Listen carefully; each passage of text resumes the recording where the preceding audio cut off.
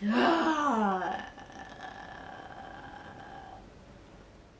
guys, I know that I said I was gonna film on Pet Cemetery, but I watched the movie after with my friend yesterday, and we had a lot of comments while we were watching it, and she suggested I make a video, and I was like, oh yeah, I should do that. So for starters, it had some good things, but it also had some very boring kind of I don't feel like watching it again vibes. I had originally read after as the fan fiction on Wattpad, and it was really good. I never really imagined it being Harry Styles because it just didn't seem like him, but anyways, the storyline was good, the writing was really good, and honestly I think I didn't put my phone down while I was reading that. It was very descriptive, sometimes too descriptive for me, but that's just me. Then I went to Barnes and Noble one day, and I was just browsing, trying to figure out what to buy and what to read next, and I come across After as a book, and I was like, hold up. And I kind of like stopped in my tracks because I was like, wait a minute, no way. And I picked up the book and I started reading the back, and I was like, Hardin? Okay. Obviously, they had to change that for some reasons. And I started reading a little bit, and I was like, wow, it's actually the fan fiction. It actually turned into a book. And I don't know how I felt about that, because I was like, it was a fan fiction. A fan fiction. I was like, okay, whatever.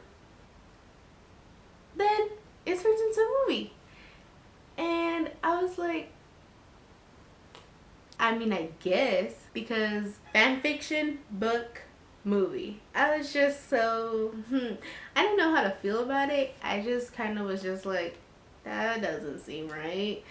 I don't know how I would feel if I knew a fan fiction was written about me and it was kind of like explicit and then turned into a book and now a movie. And I told myself, I'm not gonna watch this because it's probably gonna be blah and explicit. So I just told myself I wasn't gonna watch it, period. And then I kept seeing all these posts on Instagram, and so many people loved the movie, and I was like, okay, you know what? I might as well watch it and make my own opinion of it, because some of the scenes that they put on there, I was just like, eh. So I told my friend, I was just like, you know what? Let's just watch it and judge it, because that's who we are. Okay, so for those of you who do not know what this movie and this book slash fan fiction is about, there's a girl Tessa, and she's like the goody two shoes, and she's starting her freshman year in college. Then there's Hardin, who is the son of the chancellor and has a stepbrother named Landon. And Landon and Hardin don't get along, but Landon knows how Hardin is and his personality and how he is with girls. So Tessa comes in to her new dorm room and she meets her roommate, and her roommate later on invites her to a party, and that's where she meets Hardin for the first time. I'm gonna spoil some things for this book slash movie, and stop watching if you don't want spoilers. So in the movie, Tessa cheats on Noah, who is her high school boyfriend. He's a senior in high school. He comes to visit her one night, and he stays with her. He sleeps with her. Not sleeps with her, but he stays the night with her. And she gets a text from Landon, because Landon and her became friends like the first day in econ class, and so he says to come over, it's like an emergency. So she goes over and she sees like this huge mess, and according to Landon, Hardin made the mess because there was this argument between him and his father, and her name came up, and so obviously Hardin was not going to listen to Landon because they don't have any type of relationship. So he called Tessa, and Tessa was able to calm him down, sort of. Calm him down by doing some stuff. But Uh, Honestly, the movie itself wasn't explicit, which I found good, because I'm like, when I was reading it, I was just like, that's super detailed. I ended up skipping over a lot of those parts because I was just like, I didn't care. I still don't care. Okay, in that, she spends the whole night with Hardin and her boyfriend is in her bed. So she kind of panics, wakes up, and there's like 7 missed calls from Noah. There's text messages from Noah, and she starts running over, and he's sitting on the steps of one of her buildings or something. So they start talking, and he's like, "Are you okay? Like, well, where were you?" And she kind of just there, kind of dumbfounded, like.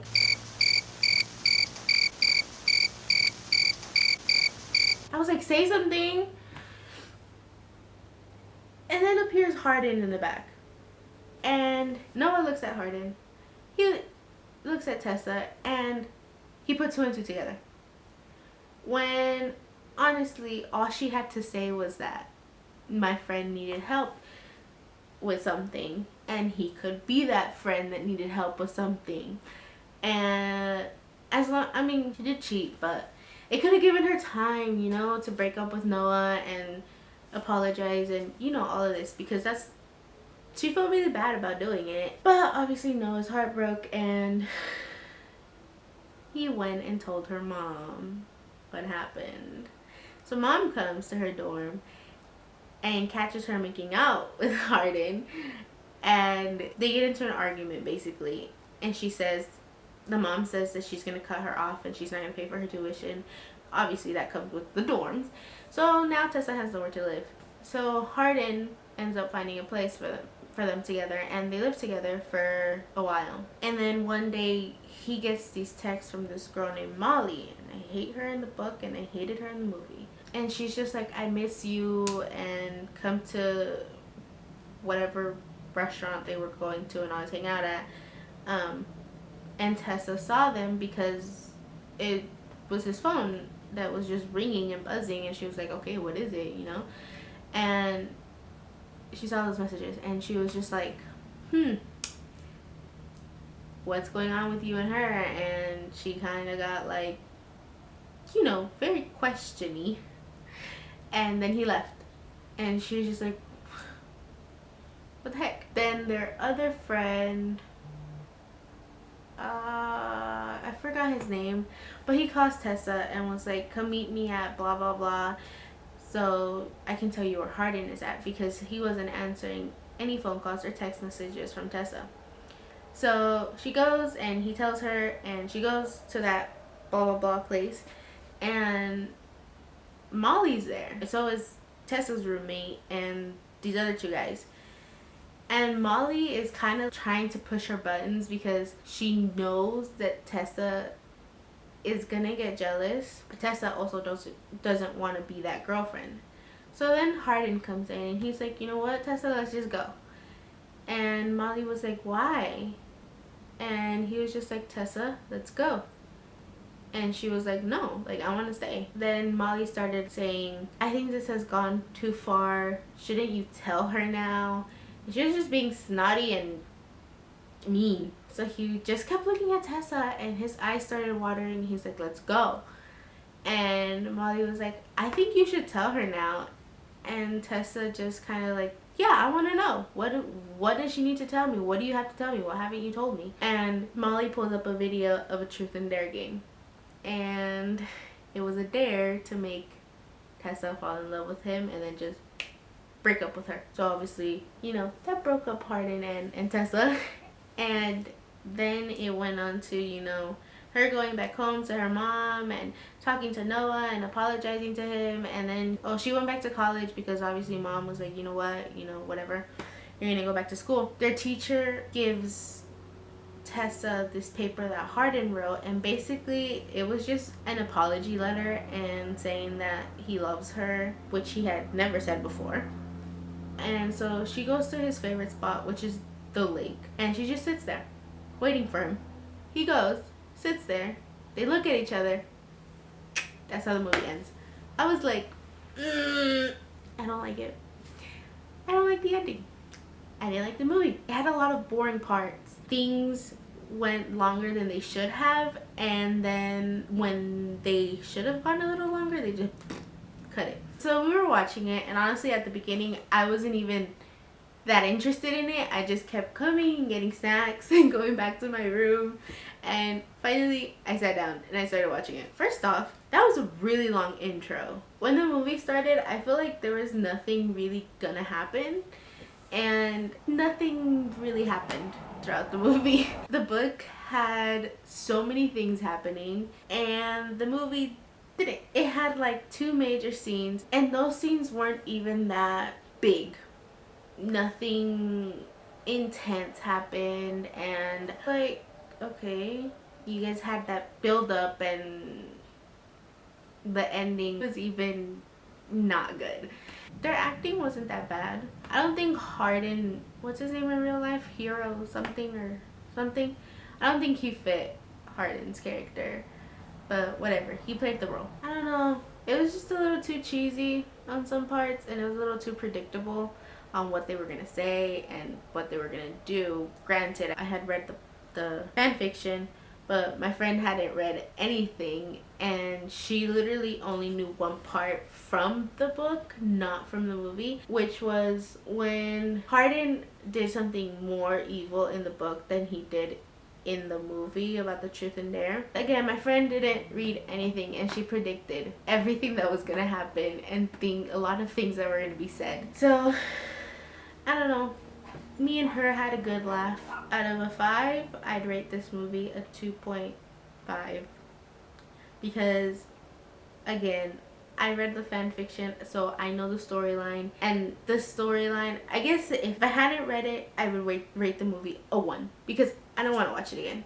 I probably will watch the second movie that's coming out, because I want to know if things improve, and I want to know what is and isn't put in the movie that was in the book. Yeah, not my favorite movie in the world at all, and I know a lot of people loved it. I don't know why, but a lot of people love this movie, and I'm probably gonna keep seeing scenes on my timeline, on my feed on Instagram, and I'm gonna be judging. I recommend you read the book, because the book is really thick, but it's really good. That book, I would say, gets a 4.5. Wouldn't get that 0.5 just because I think it's a little too descriptive for me in some parts. Obviously, I don't even have a favorite part of the movie. That's what sucks. If I had a favorite part of the movie, maybe I would have rated it like a 3.5 or something, but I didn't even have that. I have nothing else to say about this movie. Hopefully next video I can review another book or Pet Sematary, not sure yet. I'm currently reading Children of Blood and Bone. I know I said that I was reading Woman in the Window, and I am still reading that, but this book is actually an assignment for school. Very long, so it's gonna take me a minute, but it's really good. I think I've been really lucky to get good books throughout my school time, because starting in middle school to high school till now, I'm going into my second year of college, I think there's probably maybe one book that I didn't enjoy. But out of most schools, I think there are a lot of schools that just don't assign very interesting books. Hopefully I finish A Woman in the Window very soon, because I know I've been talking about this for like the past few videos, so I'm gonna get on it. Next video, hopefully I film on Pet Sematary, maybe another movie that I watch between now and then. I know I'm trying to get some other type of reviews in here, like of, I think they do those Tokyo boxes, or those Japan, whatever, the boxes that you can buy on Amazon with all the snacks from different places. So I really want to do that. So stuff like that, you know. Yeah, I think that's all I have for today's video. So thanks for watching. Like and subscribe. I only have 14 subscribers as of now. And I'm not sure how to get my videos out there. I've been, you know, posting it on Instagram, on my account that I put up last video, and on Twitter, and I don't remember if I did it on Snapchat, but I should probably do that. If you guys have suggestions, please let me know, because I really want this YouTube channel to work. So yeah, bye.